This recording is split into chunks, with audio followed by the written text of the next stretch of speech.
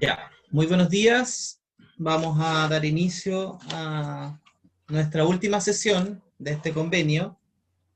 Hasta un poco de nostalgia nos da a algunos, Sí. no sé si a todos, pero a algunos. Pero vamos a finalizar este proceso hablando de evaluación y recordando siempre nuestro objetivo de este convenio, que es, como siempre lo decimos, fortalecer capacidades directivas e instalar habilidades en la práctica del equipo directivo. Obviamente siempre se nos hizo el alcance cuando comenzamos con este proceso de pandemia que teníamos que considerar en este objetivo los aspectos socioemocionales y responder con todo lo que hemos hecho de una u otra forma al impacto social, emocional y personal que ha provocado en nuestros estudiantes y la comunidad el COVID-19. ¿Ya? Importante destacar esto porque en el fondo a partir de este objetivo se hizo esta planificación y se intentó dar el mejor esfuerzo en relación a lo que queríamos hacer. Hoy vamos a hacer un análisis acerca de la evaluación relacionada con el aprendizaje basado en proyectos y vamos a tratar de verlo, bueno, de la manera más sencilla posible. Sabemos que hablar de evaluación es complejo, ¿cierto? Es complejo y más cuando tiene que ver con el ABP. Voy a proyectar para que comencemos. Ustedes me avisan cuando se vea, por favor.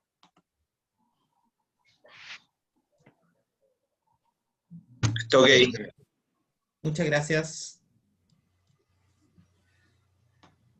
Bueno, hoy vamos a hablar de aprendizaje de la evaluación del ABP. Siempre citamos nuestros autores que hemos usado, en este caso, que hemos buscado información.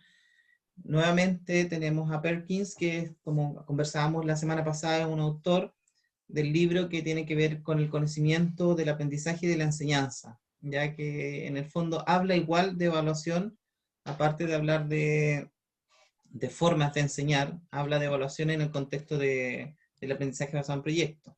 Otro autor importante que aparece ahí, que es Manuel Cosio, él es un pedagogo y un historiador de arte. Él era español y fue una figura eminente en la pedagogía hasta 1940 más o menos, y desde esa época ya él hablaba el tema de evaluación, ya desde la lista obviamente del aprendizaje basado en proyectos.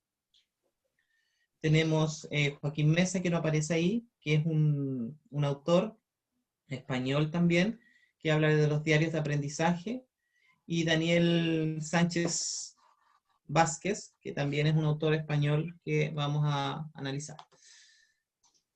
Yo sé que han visto esta imagen varias veces, que se ha asociado a distintas áreas o distintos temas, ¿cierto? En relación a las competencias, las capacidades, que todos somos diferentes, generalmente se asocia a eso. Dice, todos somos genios, pero si juzgas a un pez por su habilidad para trepar un árbol, pasará toda su vida pensando que es estúpido. Albert Einstein.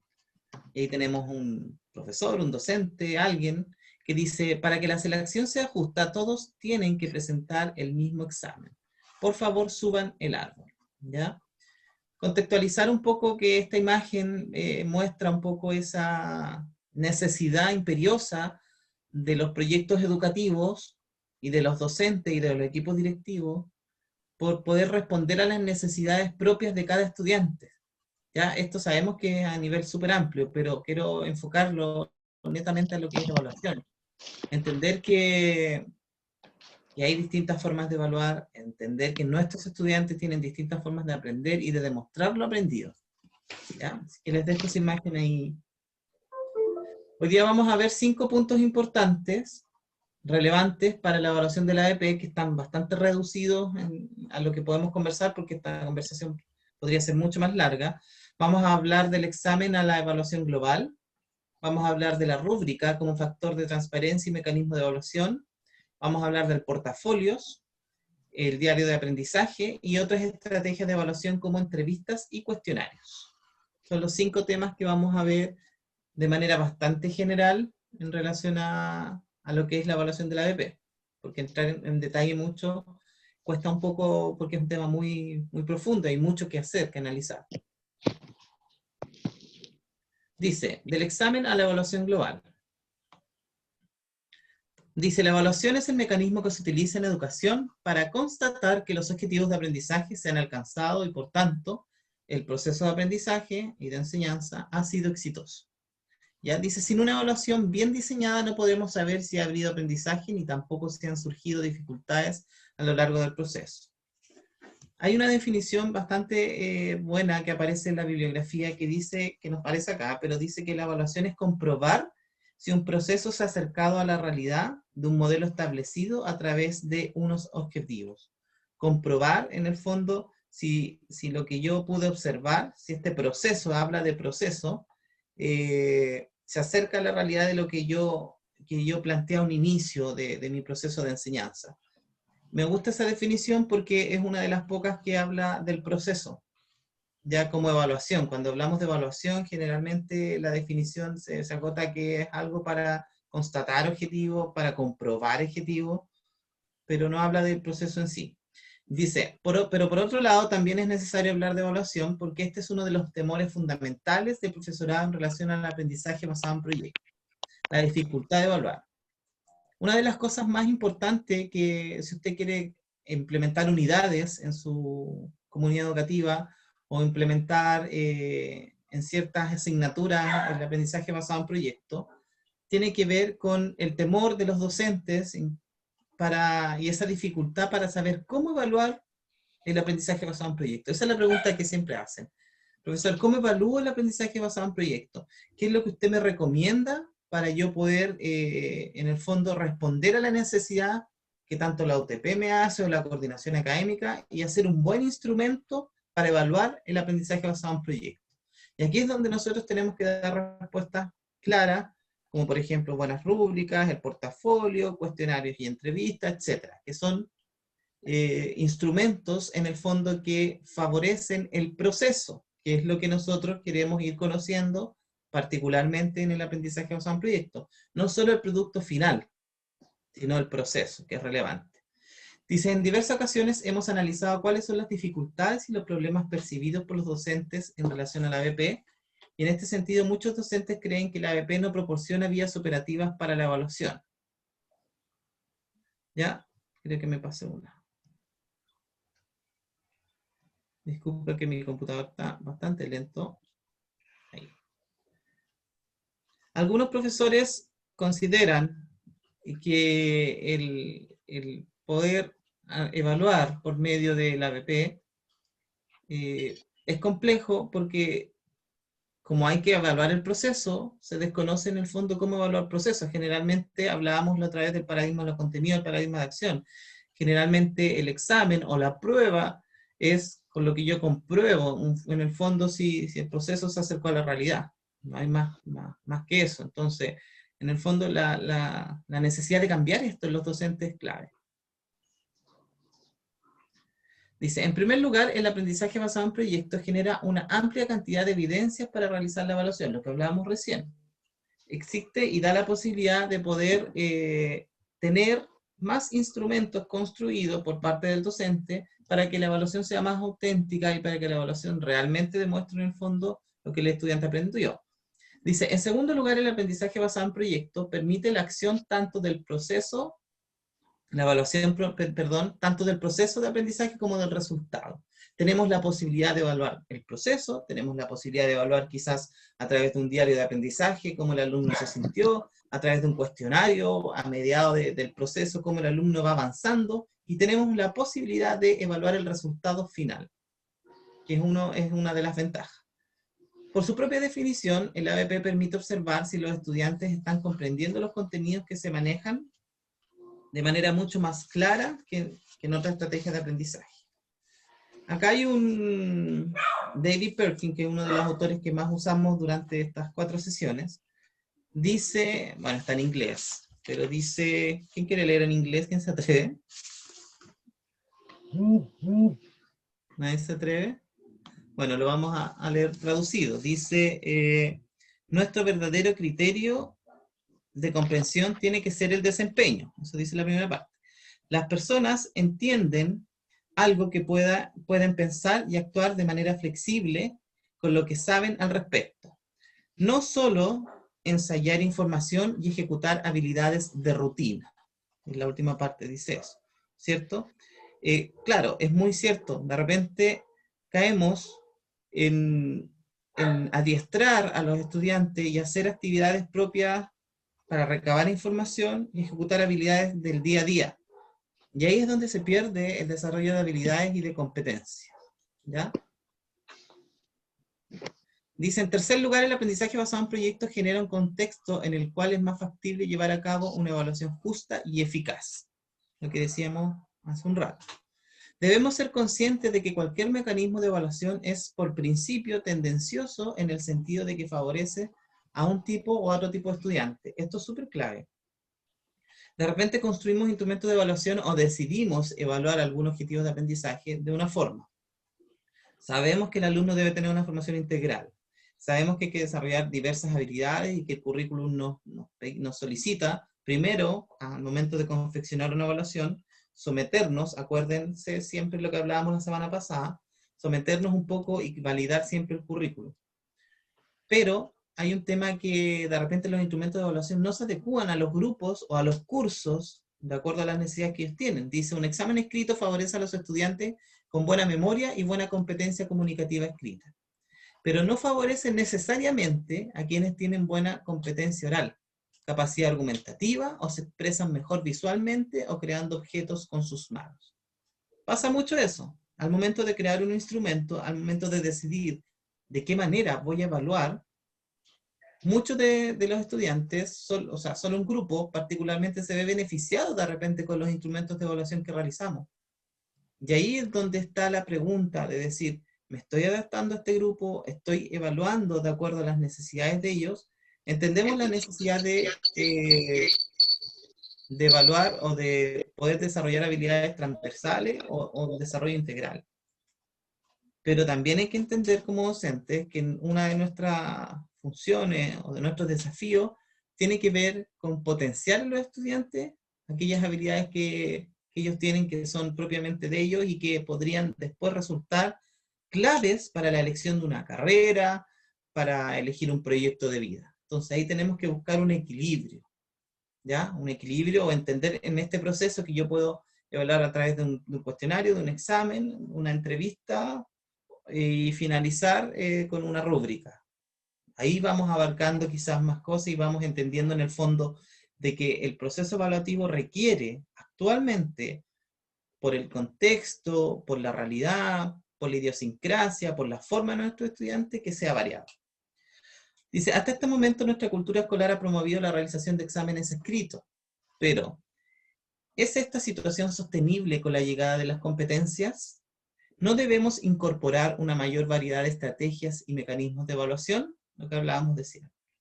El ABP da proyectos, el ABP en proyectos da cabida precisamente a una auténtica evaluación del desarrollo de competencias y el aprendizaje. Y supone, por tanto, una evaluación más justa y eficaz. Es lo que hablábamos recién. En definitiva, basado en proyectos, en definitiva, el aprendizaje basado en proyectos permite cumplir un sueño, ir más allá de la calificación para hacer una auténtica evaluación. Es decir, tomar los datos a lo largo del proceso de aprendizaje para observar si están surgiendo dificultades, para tomar decisiones, para regular el aprendizaje y finalmente observar si efectivamente ha habido desarrollo de competencias y aprendizaje como consecuencia de la participación de un proyecto. ¿Ya? Avanzamos, porque esto ya lo comentamos. Vamos a la rúbrica. Todos sabemos lo que es una rúbrica, todos sabemos cómo se construye o recordamos vagamente cómo se construye o hemos construido una o en la universidad las tuvimos que ver porque las rúbricas no necesariamente dicen relación con educación, se amplían a varias disciplinas. Dice la rúbrica como factor de transparencia y mecanismo de evaluación. Rúbrica es un término que no tenía referente ni significado en la educación en España hace poco más de un lustro. No se hablaba de rúbricas más que en relación con la firma de un contrato o algún documento administrativo. Pero no se hablaba de rúbricas como un mecanismo de evaluación en ningún sentido. Dice, las rúbricas son, en ese sentido, unas recién llegadas y pueden servir en este sentido como indicio acerca de lo novedoso del aprendizaje basado en proyectos, con el cual tienen una relación directa en nuestro contexto educativo. ¿Qué es una rúbrica? Es una matriz, ¿ya? Lo que vemos en una rúbrica, vemos elementos que vamos a evaluar. Generalmente tienen, y los criterios y los niveles de ejecución, ¿cómo se va a realizar esta evaluación? Generalmente hay rúbricas que tienen 3 niveles, ¿ya? O 5. Hay unas que tienen 7, otras 9, ¿ya? Pero eso es relativo y es de acuerdo a lo que yo quiera o cómo quiera evaluar, ¿ya? Y también tienen descriptores de desempeño. Todos sabemos cómo es una rúbrica, así que no vamos a entrar en detalle de eso. Después vamos a ver 3 tipos de rúbricas recomendadas para el aprendizaje basado en proyectos. Dice, en ese sentido tenemos una cierta experiencia en el diseño y uso de rúbricas y convendría revisar algunos de los ejemplos. Acá yo les dejé, hay unos enlaces que van a aparecer al final en donde pueden ver rúbricas, porque después yo les voy a enviar todo el material, ¿ya? En relación a la rúbrica, nos gustaría centrarnos en 2 ideas fundamentales. Primero, la rúbrica es fundamentalmente una herramienta para la transparencia. La rúbrica me permite que la evaluación sea transparente y no quede nada como en el aire, o la subjetividad de mi evaluación se manifieste en la nota final del estudiante o en el proceso. La principal fortaleza de la rúbrica es constituir una guía de consulta rápida y clara acerca de cuáles son las claves del proyecto.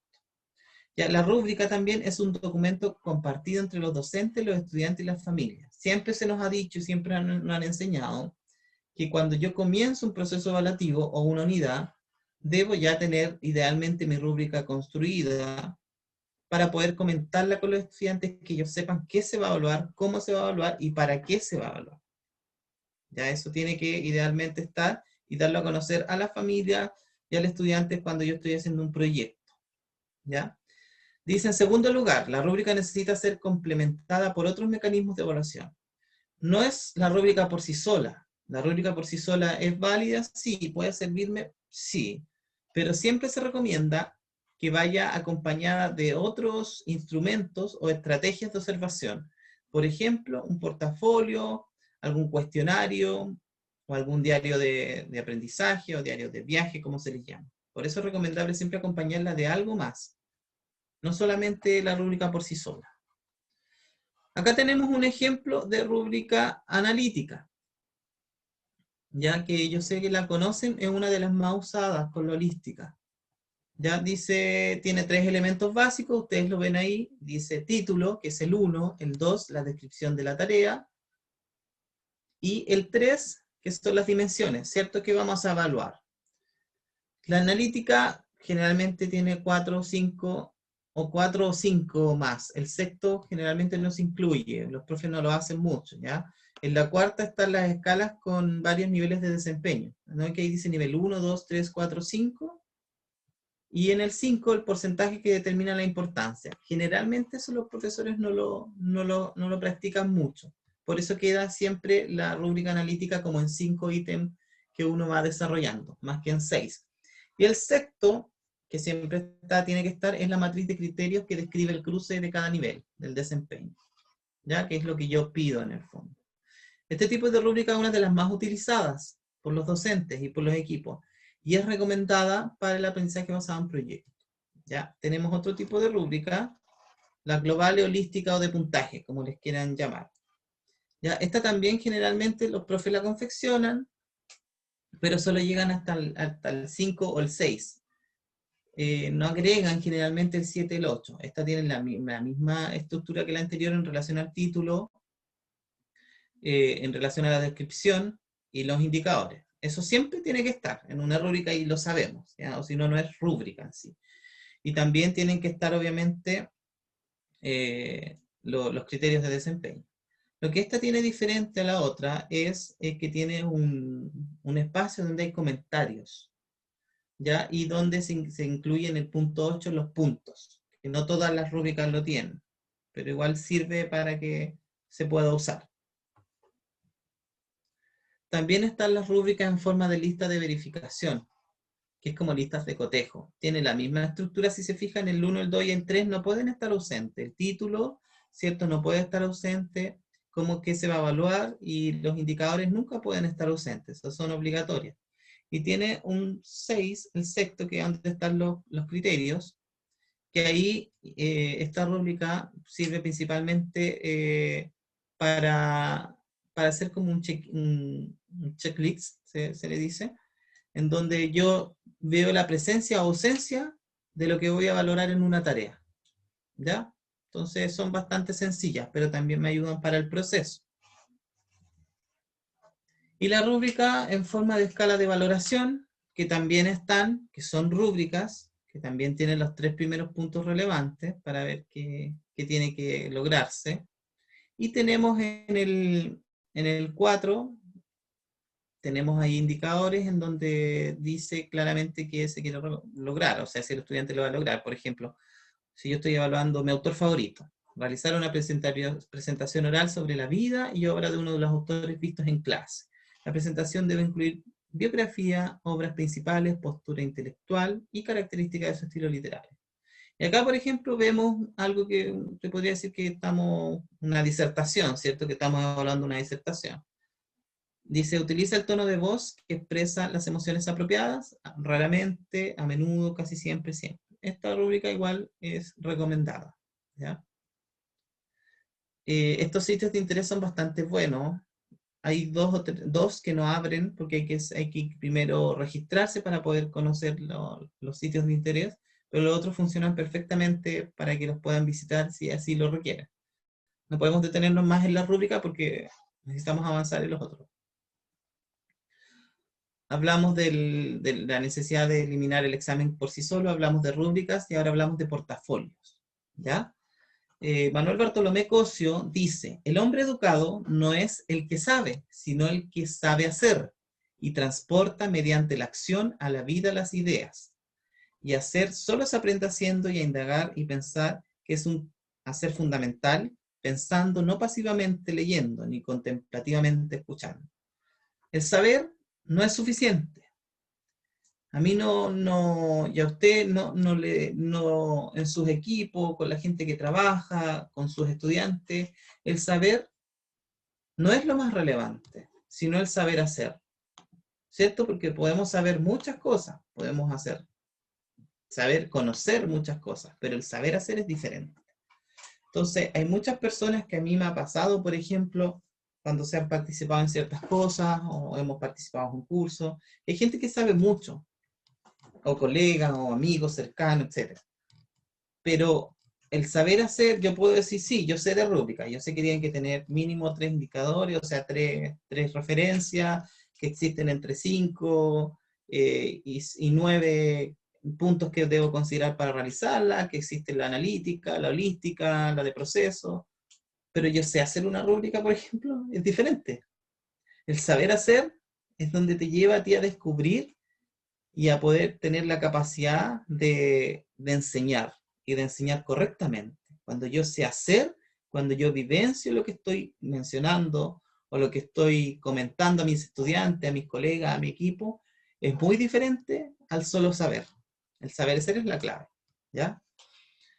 Dice, sin embargo, en nuestra tradición aprender era un hecho derivado básicamente de escuchar, y tras alguna actividad práctica, la evidencia del aprendizaje era el texto escrito, el cual se replicaba con tanta precisión como fuera posible, el mismo discurso que anteriormente había sido escuchado. Paradigma de contenido, ¿cierto? El portafolio es, por tanto, una herramienta de recogida de materiales a lo largo del proyecto de aprendizaje.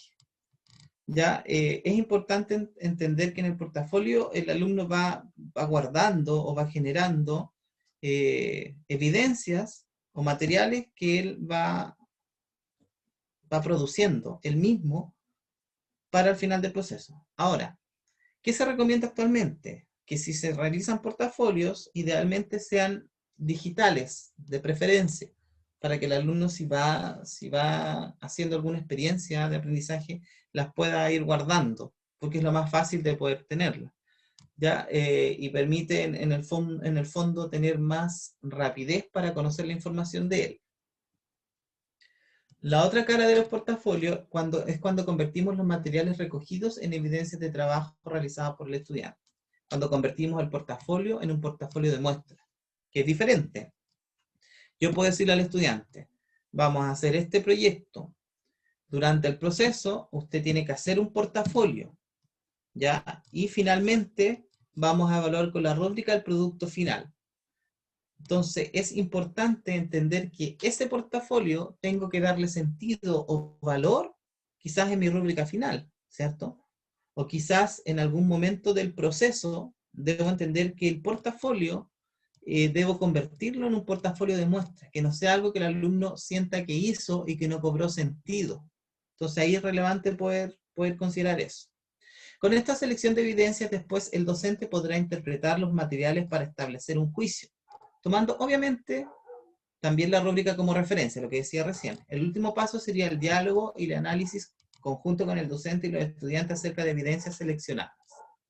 En definitiva, el uso de portafolio permite aspirar a evaluar de manera global y satisfactoria a nuestros estudiantes, así como a medir la evolución de las competencias y los aprendizajes de manera eficaz. Vamos con el número 4, el diario de aprendizaje. Es muy poco usado porque se le dice que es un viaje, ¿ya? Se plantea de esa forma. Desde el desafío que se inaugura un proyecto, se dice ya, vamos a construir un diario de aprendizaje, pero ¿cuál es la dificultad que los estudiantes presentan en el diario de aprendizaje? Es que cuando los docentes lo realizan sin haber vivido la experiencia de hacer un diario o construir un diario, no existe la necesidad de poder plantear de que el diario de aprendizaje tiene que tener igual una cierta estructura, ¿ya? Se les dice, escriba lo que usted aprendió. Pero, por ejemplo, en mi diario de aprendizaje, claro, el alumno puede provocar ahí algo en su discurso, pero necesitamos darle una estructura. Ya necesitamos que este diario de aprendizaje sea una especie también de retroalimentación. ¿Qué aprendimos? ¿Cómo lo aprendimos? ¿Para qué lo aprendimos? Por ejemplo, en la primera sesión. En la segunda sesión, ¿qué aprendizaje me pareció significativo? Debemos guiar el diario de aprendizaje. Debemos darle un sentido, ¿ya? La esencia del diario de aprendizaje es ver todos los ámbitos del estudiante, desde lo académico, lo social y lo emocional.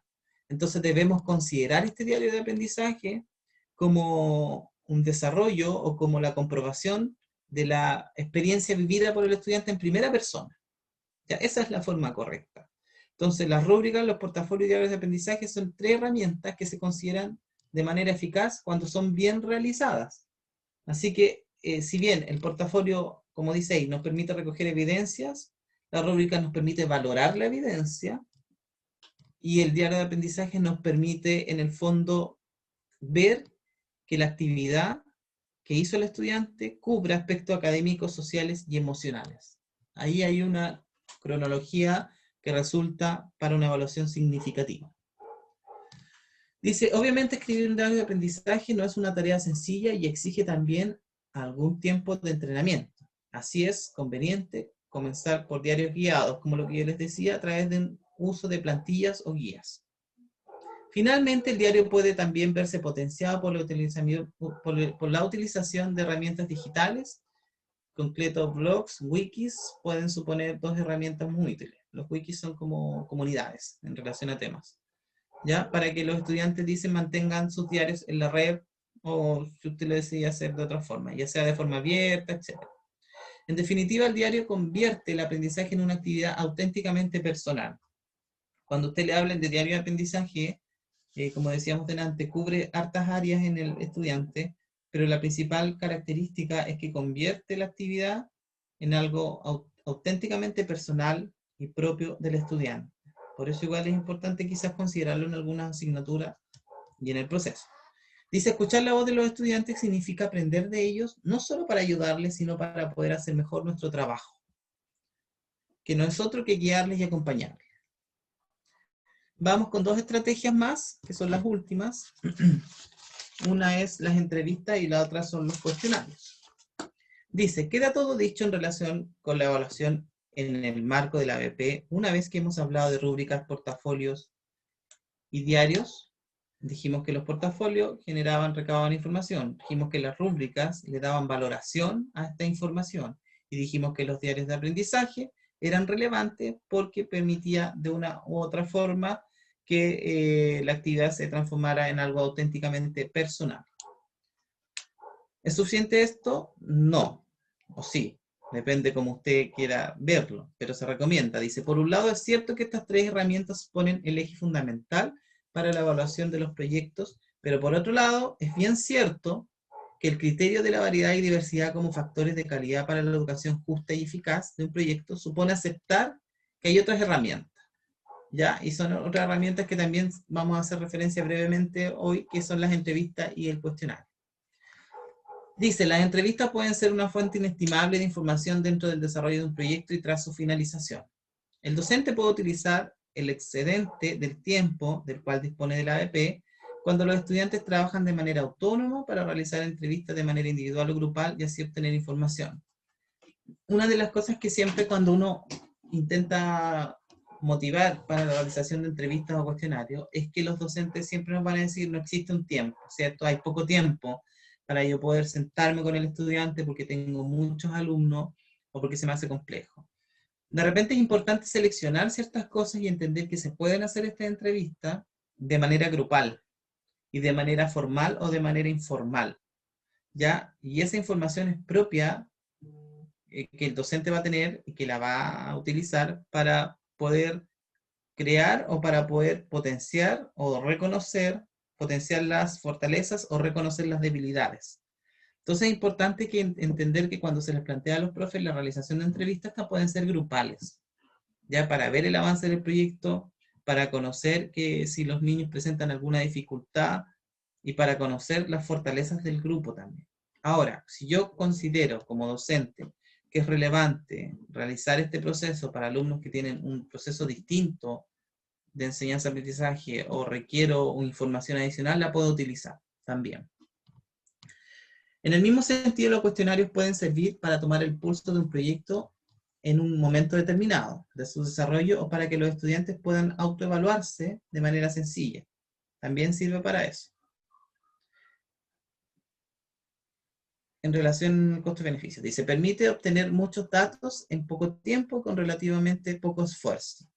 Sin embargo, es importante no dejarnos fascinar por el poder de los cuestionarios. Ahora estamos en los cuestionarios. Son más que una foto fija que nos muestra una visión parcial de los estudiantes de su aprendizaje y competencia. Muchos profes, obviamente, evaden la entrevista y prefieren hacer más cuestionarios, ¿ya? Porque es más rápido, y más ahora con el uso de las TICs, ¿cierto? Sabemos que los estudiantes responden y la información es casi instantánea cuando los estudiantes responden a tiempo. Entonces se recomienda principalmente estos cuestionarios para procesos de autoevaluación, que yo sé que todos hemos realizado en nuestras comunidades, y para conocer cómo va el proyecto. Ya puede ser a mediados del proyecto, si dura 8 semanas, en la cuarta o quinta semana, para ver en el fondo cómo es esta visión que los niños están teniendo y que yo como docente quiero conocer acerca del desarrollo de sus competencias. Ya, eso es relevante en relación al cuestionario. Es más rápido y permite en el fondo que la información llegue ahora, sobre todo ahora más rápido, para yo conocer cómo va el proceso. También le ayuda para la autoevaluación, eso tienen que saberlo también ustedes. Dice, en resumen, el aprendizaje basado en proyectos favorece que se utilice una amplia variedad de estrategias y mecanismos de evaluación. Sin embargo, en todo momento debemos ser conscientes del mensaje que nuestra evaluación lanza a los estudiantes acerca de cuáles son los objetivos fundamentales del proyecto. Dice, una buena evaluación puede convertir a un proyecto pobremente definido en una gran experiencia de aprendizaje, pero una mala evaluación puede estropear un buen proyecto. Se acaba convirtiéndolo en una simple excusa o un entretenimiento desligado de la evaluación.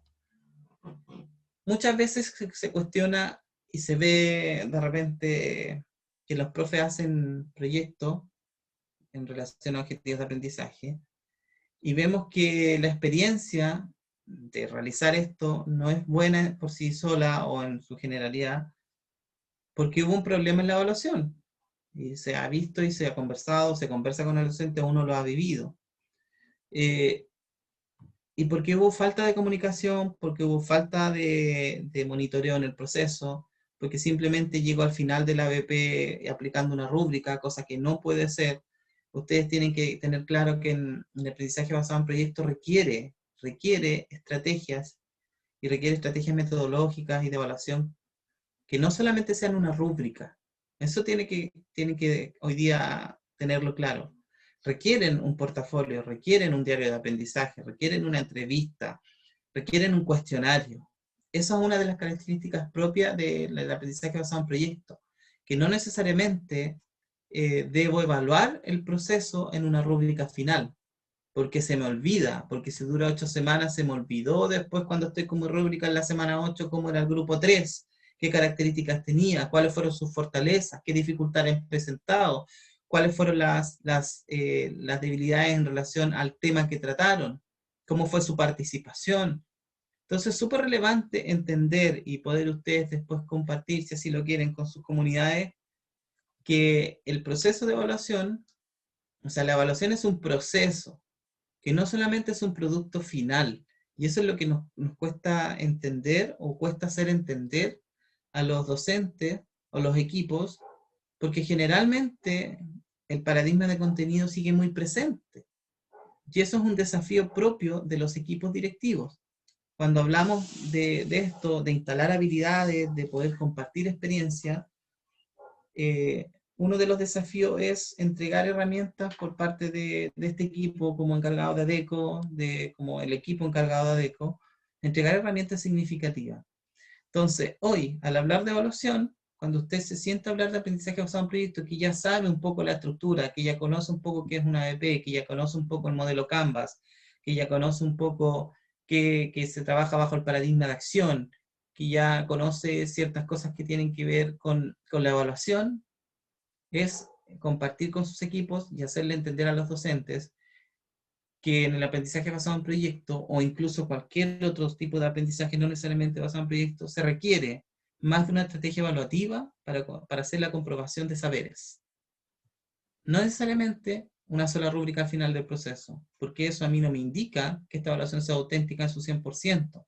Me indica que yo construí bien un instrumento, que yo fui capaz de como profesor poder realizar un instrumento en el cual se adecua y está ajustado al currículum y me da la posibilidad de evaluar bien el final del proceso. Pero el desafío es compartir el proceso y disfrutar de la experiencia y que los estudiantes puedan entender la importancia de esto. Y de eso se trata la vida también. Uno aprende en base a la experiencia y a lo que vive. Voy a dejar de compartir para poder escuchar sus comentarios. Traté de sintetizar lo más posible el tema, porque igual es un tema bastante duro como para hablarlo quizás solo en una sesión, pero el tiempo se nos hace escaso y todo. Entonces me gustaría escucharlos en esta última sesión. Después vamos a hacer una pequeña dinámica que dura como 10 minutos. Me gustaría solo escucharlos en relación a este tema. Después vamos a hablar de la evaluación del proceso. ¿Ya? Solo escucharlo en relación a este tema, qué importancia le dan al proceso evaluativo, si les sirvieron ciertos tips para poder comentarlos o poder compartirlos con sus comunidades. Así que los escucho.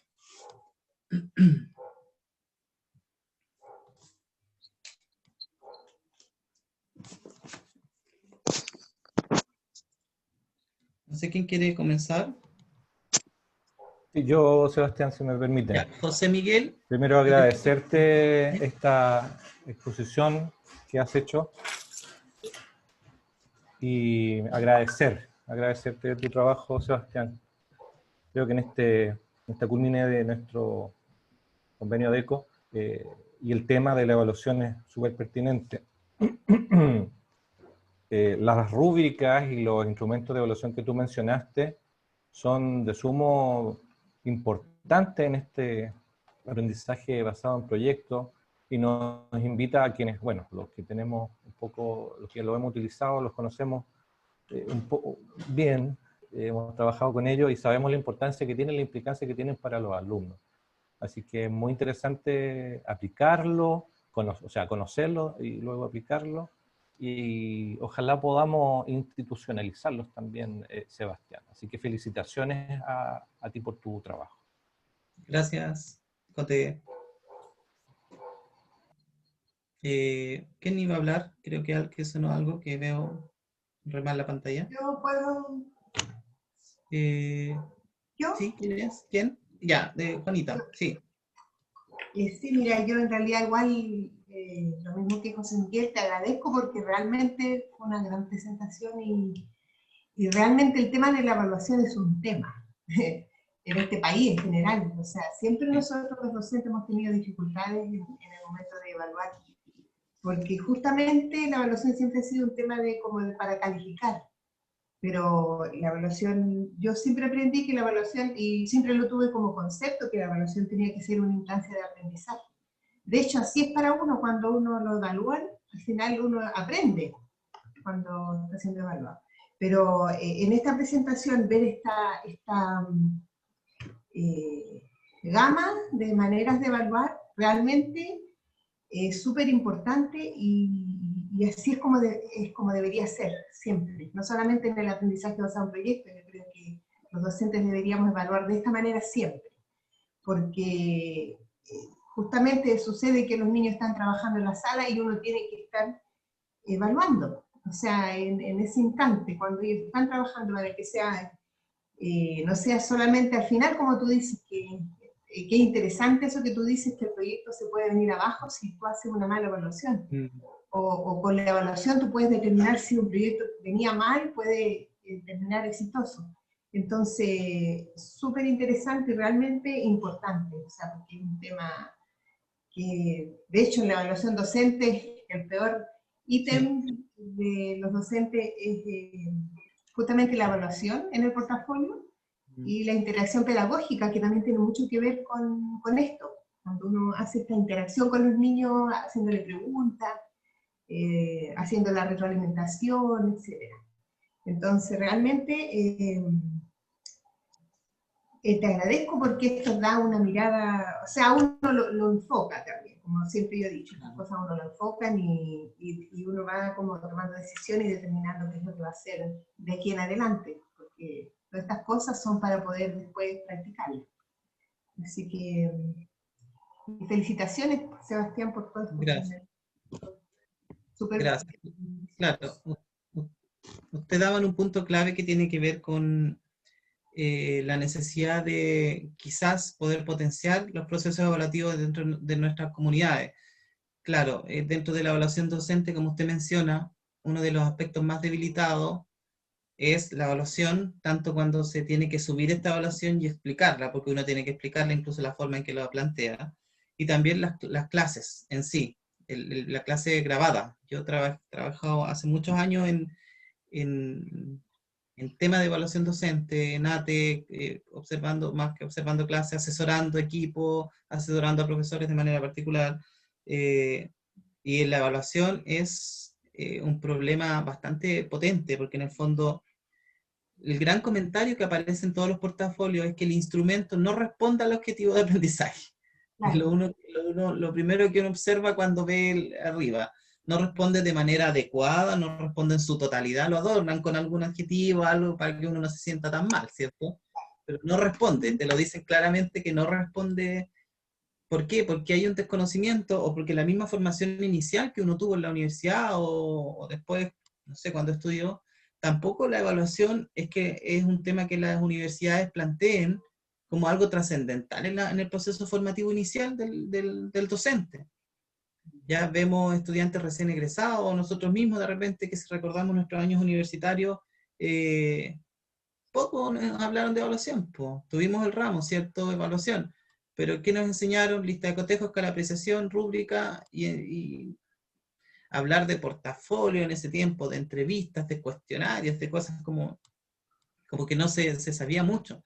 Entonces es importante como equipos, si se reconoce como una debilidad en cierta forma el proceso evaluativo, crear instancias en las que sobre todo trabajan por ley CEP para poder potenciar este punto en los equipos docentes. Una mala evaluación puede ser que, un mal instrumento evaluativo puede ser que perjudica al estudiante. Sí. Y nunca es la idea de esa, nuestra, ni de ningún docente al momento de construir un instrumento. Pero cuando uno revisa instrumentos de evaluación, de repente se sorprende de la poca calidad que puedan tener. Y los jefes de UTP saben, o coordinadores académicos, estar reenviando siempre las pruebas o las rúbricas, estar corrigiendo todo, de repente el tiempo no alcanza. Claro. No da para tanto, para hacer tanta retroalimentación en los docentes. Entonces, es un tema. Sí. ¿Alguien más? Don Mario, ahí lo veo, sí. Buenos días. Hola, don Mario. Concuerdo contigo en los tiempos. También Sí. no debemos olvidar la cantidad de alumnos que hay por sala.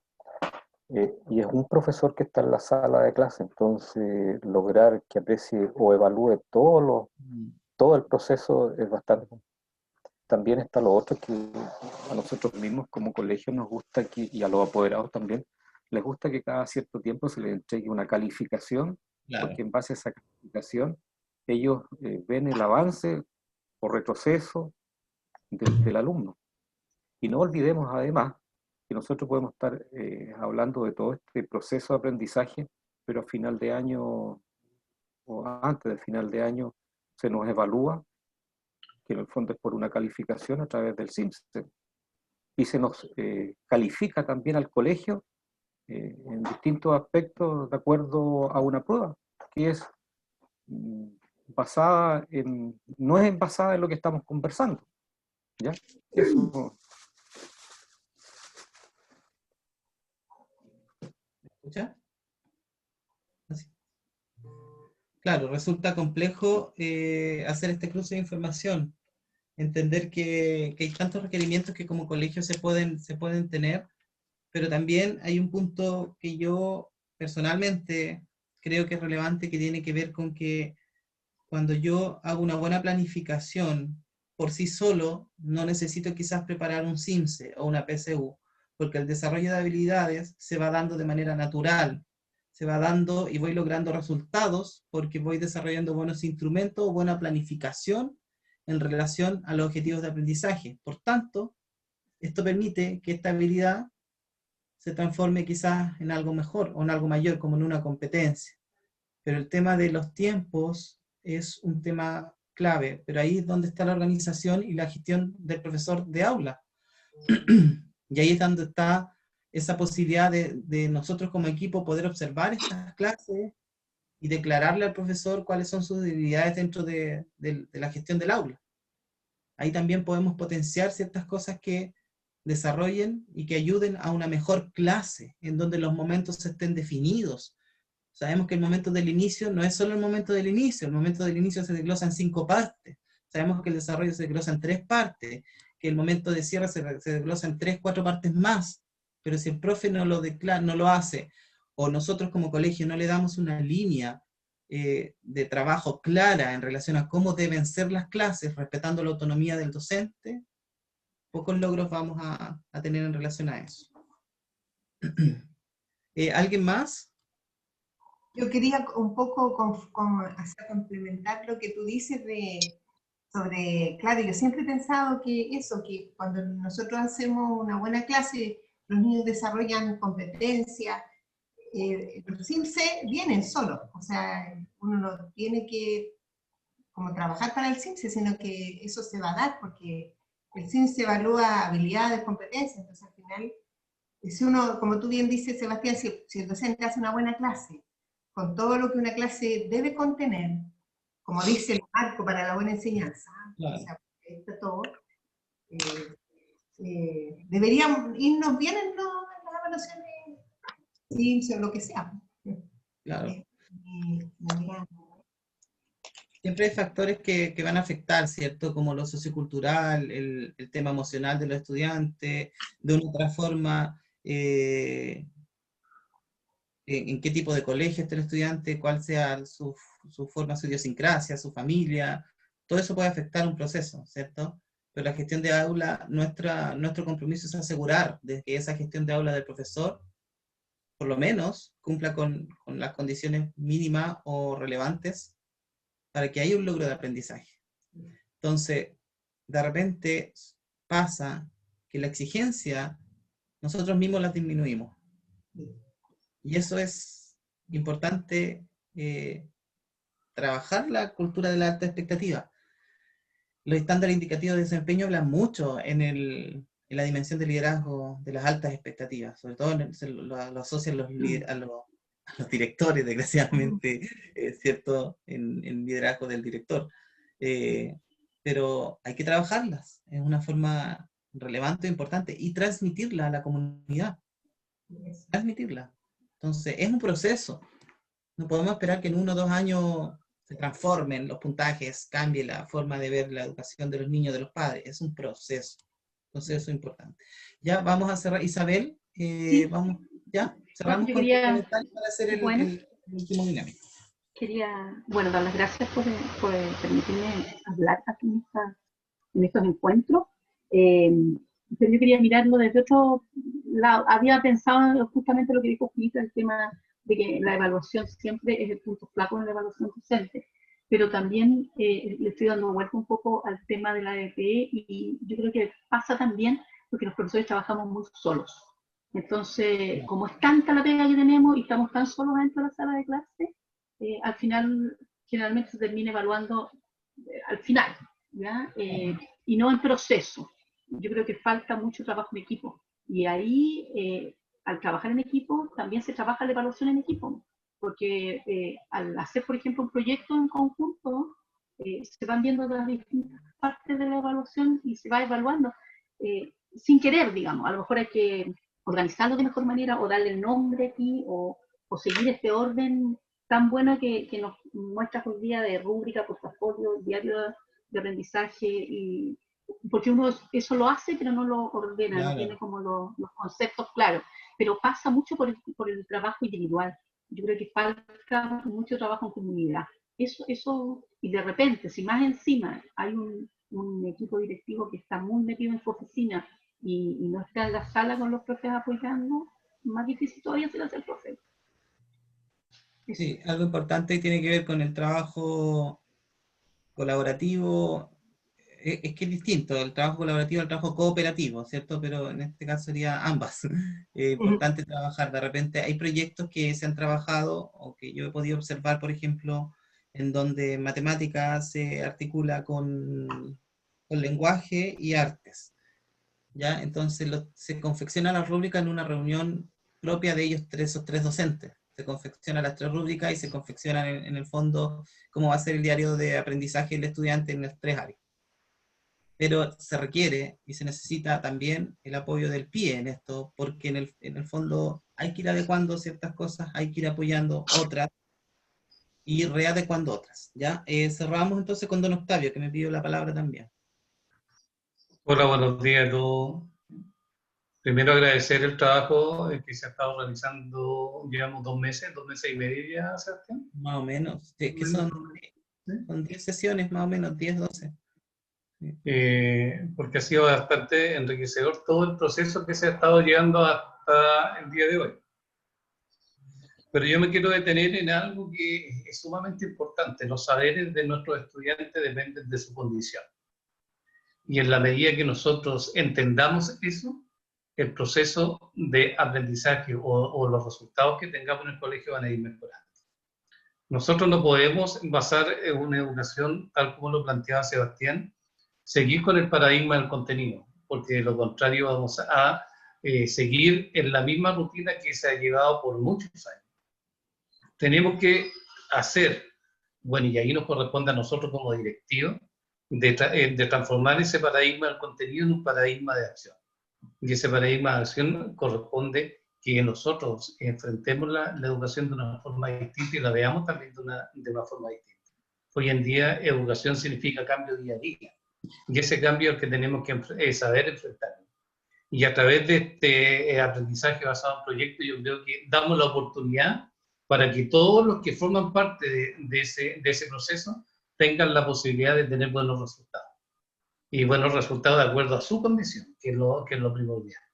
Por eso yo creo que para hacer este cambio tenemos que hacer un cambio de mentalidad específicamente en nuestros profesores, que son ellos los que llevan este proceso. Y ese cambio es difícil porque cuesta que un profesor realice una modificación a la forma como él está enseñando. Pero hay que hacerle ver que es necesario de acuerdo a los tiempos que hoy estamos viviendo. Y especialmente en esta época que nos ha tocado muy duro, ¿ya? Los cambios son esenciales en educación. No podemos seguir con profesores que piensen que lo que enseñaron hace 30 años es la misma forma como van a enseñar. Eso no, ya no sirve, por ningún motivo.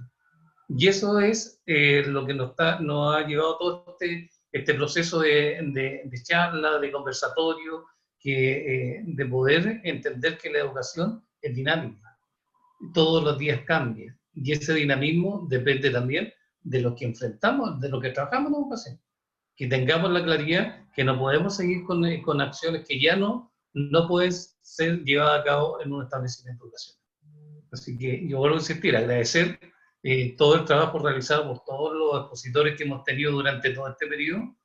Agradecer también el trabajo en la presencia de Mario Calderón y de Juanita Lucero y su equipo en todo este proceso, que yo creo que no lo tenemos que perder, porque es un proceso que de una u otra forma nos está ayudando a nosotros a poder mejorar lo que nosotros queremos, nuestros establecimientos educacionales a través de todos nuestros profesores. Y también agradecer a Isabel por su aporte, por su crítica y por todo lo que ha hecho durante todo este proceso, ¿ya? Que nos ha servido también a nosotros para poder entender un poco más y tener claro que lo que nosotros hacemos no es el fin de un proceso, sino que tenemos que estar todos los días perfeccionándonos, tenemos que estar atentos a todos los cambios que vienen para poder salir adelante con lo principal, que es poder educar de la mejor forma posible a todos nuestros estudiantes en cada uno de los colegios que aquí están participando en este proceso. Así que yo vuelvo a agradecer a todos los que expusieron en este proceso, agradecer también a los colegios que participaron y poder ver la forma de que a lo mejor un día podamos reunirnos en vivo y en directo, y no a través de una plataforma Zoom, que nos permitirá también poder compartir otros temas. Así que gracias a todos. Gracias. Vamos a finalizar con una dinámica, espero que resulte. Ayer con Juanita conversábamos la noche, le mandé a pedir, no sé si ven en su pantalla. Que vaya a jugar ¿Sí? ¿Se ve? Sí, ya, perfecto. Voy a apretar este botoncito y va a salir un nombre. Y el nombre que aparezca nos va a contar lo más significativo de esta experiencia del convenio ADECO 2020 que hemos realizado. ¿Qué fue lo más significativo a nivel de contenido, a nivel personal? Va a tener máximo 1 minuto para contar esta experiencia. Entonces vamos a ver si me resulta. Veamos. Observen a ver si sale usted. Si sale usted tiene que responder. ¿Ya? Da vuelta, ¿cierto? ¿A ustedes les da vuelta? Sí. Ya, perfecto. Mario, don Mario. No le puse don Mario, ahí le puse Mario nomás, pero eso no quiere decir que no lo respete, ¿ya? Don Mario, ¿qué fue lo más significativo para usted de estas sesiones? En realidad ha sido interesante todos los temas ya. Muy importante me parecieron los que planteó el psicólogo Pablo Ruiz, y también conocer las realidades de una u otra forma de otros colegios. Y es una oportunidad para estar en contacto, porque de repente, así como dicen en la sala, la señora Isabel decía, están muy solos los profesores, nosotros como directivo créanlo que también estamos muy solos en nuestros colegios. De repente nos dejan muchas cosas a nuestro criterio, y lamentablemente nuestros criterios no son los criterios que las autoridades quieren que apliquemos. Por lo tanto, también estamos solos, y pienso que esta sería una instancia para que nos sigamos reuniendo. Gracias. Bueno, muchas gracias, don Mario. Vamos de nuevo, atentos, si sale su nombre, tiene que contarnos su experiencia significativa. No, salió sin interrogación. Lo que pasa es que dejé un signo de interrogación por si se me iba algún nombre, ¿ya? Porque anoche estaba un poco cansado, entonces vamos a ver. Marcela. ¿Dónde está Marcela? Estoy aquí, sin cámara, porque como estoy en la oficina entra de repente gente. A ver, ¿verdad? Son hartas cosas, Sebastián, significativas. Primero, partir diciendo que está claro que todos los días tenemos que ir aprendiendo, informándonos y actualizándonos, ¿ya? Segundo, señalar que tenemos claro que como equipo directivo tenemos que mejorar y potenciar nuestro liderazgo, ¿ya? Y en este contexto en que estamos, tener claro que tenemos que tener este liderazgo adaptativo para poder funcionar y gestionar todo lo que tenemos que gestionar, entre otras cosas. Lo otro significativo, por ejemplo, lo que tú has hablado recién ahora de evaluación, que es súper relevante, creo que es lo más importante dentro del proceso educativo es la evaluación. Es tan importante, pero a la vez es más complejo. Cuando tú planteas que la evaluación idealmente tiene que ser variada para atender la diversidad de alumnos que tenemos, ¿cierto? Con sus capacidades de aprendizaje, cuando tú pones la frase de este señor Manuel Bartolomé, por ejemplo, Sí.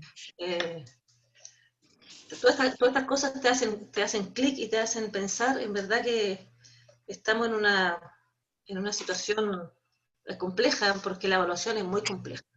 Y llevarlo a la realidad, entender que el alumno ojalá esté evaluado de distintas formas, porque tiene distintas capacidades, distintas potencialidades, y no pensar que solamente es un pez y el pez tiene que trepar el árbol, porque nuestros alumnos son peces, son elefantes, son cachorritos, son distintas cosas. Entonces no todos tienen esa capacidad de trepar un árbol, a lo mejor el otro tiene la capacidad de correr, de saltar, y si tú lo llevas a la evaluación es lo mismo, como decías, algunos pueden expresarse mejor en forma escrita, otros lo hacen en forma oral, otros lo hacen a través del arte, otros lo hacen a través de la expresión corporal.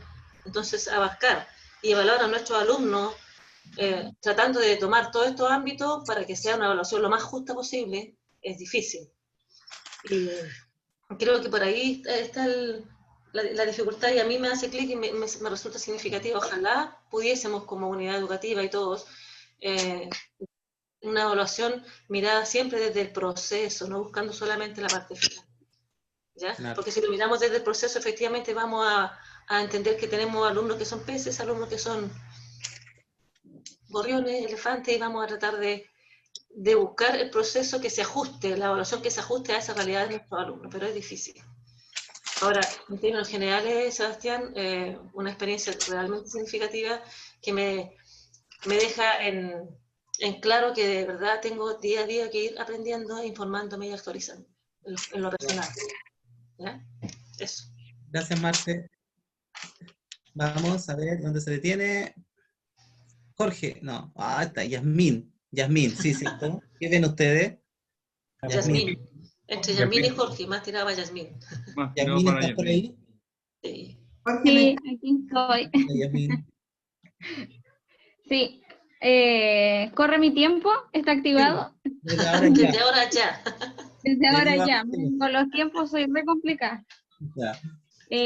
Como me voy a tomar de lo último de la profesora Marcela, agradecer porque excelente las presentaciones, todo el aprendizaje, o sea, todo súper bueno. Eran sesiones imperdibles, la verdad, partir con eso. Y de todo lo bueno, son 3 las sesiones que más me marcaron, que fue una, la de el rector, don Octavio García, cuando tuvimos la de liderazgo. Esa la verdad que me fue muy significativa, con todos los detalles, con toda la presentación, que la encontré no demasiado buena. Después la otra que tenía que ver con el trabajo en equipo, eso también me fue muy significativa, y después la otra que me marcó fue la de las estrategias para la contención emocional. O sea, las 3 yo creo que son, podría decirlo así como un tema súper incipiente y básico, las que más me marcaron, las que más me generaron como el tema emocional. Yo creo que son las que más, porque creo que son fundamentales. Las 3 creo que se entrelazan muy bien y son como base principal para un establecimiento. Eso. ¿Alcancé? Sí, pasaste en 10 segundos. Vamos. Vamos a ver. Gira la ruleta. Isabel. 1 minuto. Desde ahora, ya. Ya. Con una carrera. Estoy tratando de... Ya, ahí sí. Un poco, Isabel. Bien rápido. Bueno, después de lo que acabo de decir del trabajo en equipo, yo creo que esa fue una gran... La perdí. No fue la Isabel, ¿o no? Se nos fue la Isabel. Charla que pudimos escuchar. Ay, siempre me pasa. Ahora sí, ahora sí. Ahora sí, siempre me pasa. Bueno, estaba hablando del trabajo en equipo, de la complementariedad, de la coordinación, la comunicación, la confianza, el compromiso. Es súper importante, súper fuerte, digamos, y decidor. Creo que el equipo directivo y los líderes, que son los equipos directivos, tienen un trabajo súper difícil. Siempre están, se tienen que estar capacitando porque siempre están en la mira, en la palestra, y siempre son blancos de muchos ataques. También de parte de toda la comunidad, pues están en la crítica, son criticados por las decisiones que toman. Entonces, me parece que por eso hablo siempre de trabajo en equipo, es fundamental. ¿Ya? Eso me gustó. El psicólogo también, conócete a ti mismo, muy bueno. Y bueno, lo de la AEP y la evaluación que vimos ahora también, porque yo les conté que estaba en esto, entonces me sirvió mucho para organizarme y para ver que no lo estábamos haciendo tan mal. La verdad es que a pesar de no saber nada, sí lo hacemos bien, digamos, dentro de todo. Todo, la verdad es que es un todo, dar las gracias, decir que fue una gran experiencia para mí, darle las gracias a Juanita por la invitación y a ustedes por haberme aceptado aquí como amiga aquí.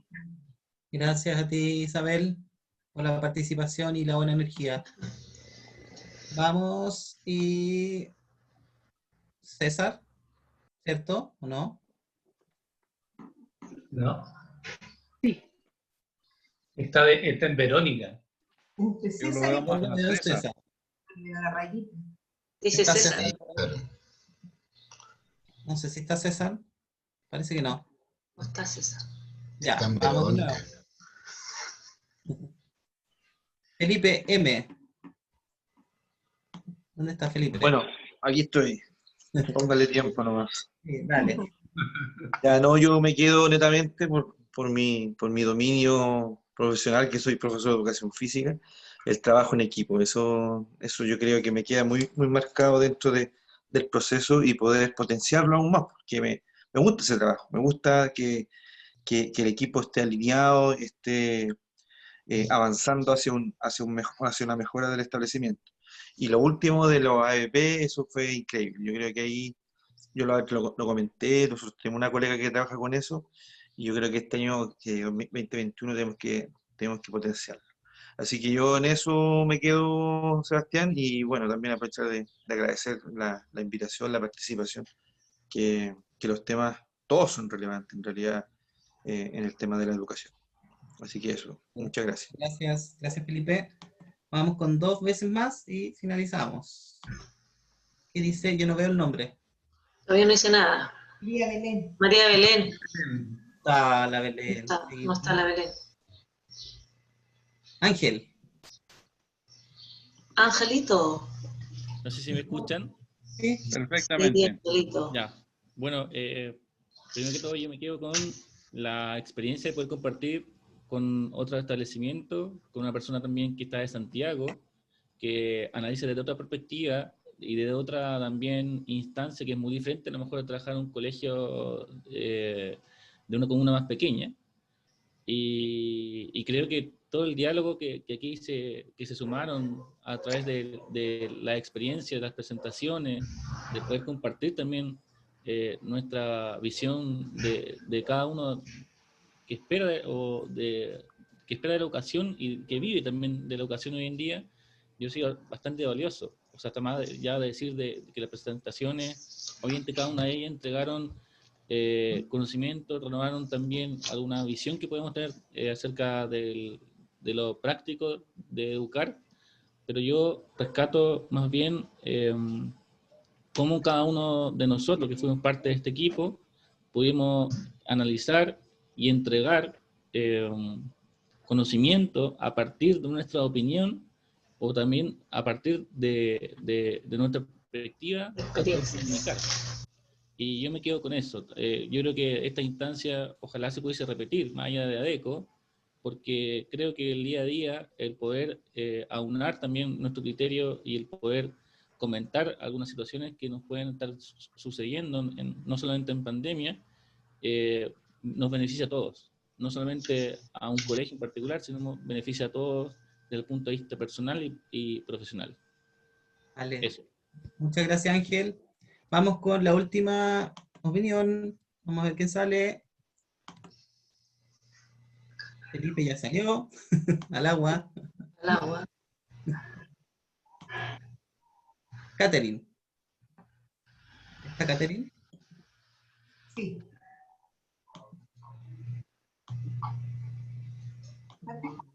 No la veo a Catherine. No. No, O sea, es que estaba delante, ¿cierto? Sí, la Katy sí estaba, es que a veces tiene problemas de comunicación, Ya, de vamos con conexión, otro. y estaba. ¿Quién es? No veo arriba. Leomar, Miguel. Miguel. Miguel dice. Bien. Aquí estoy. Miguel. ¿Se Miguel escucha? está. Sí, Sí. ¿Se escucha? Sí. sí, Miguel.